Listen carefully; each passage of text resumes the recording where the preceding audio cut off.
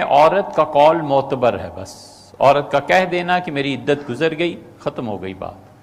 چاہے وہ 3 مہینے سے پہلے کہہ دے۔ سیدنا عمر رضی اللہ عنہ کے زمانے میں ہوا تھا ایسا واقعہ، تو امیر المومنین رضی اللہ عنہ نے فرمایا تھا کہ عورت کا کہہ دینا کافی ہے۔ عورت نے کہا میری عدت گزر گئی، کیونکہ ایام عام طور پہ 1 مہینے کے بعد وہ سائیکل ہے نا پورا،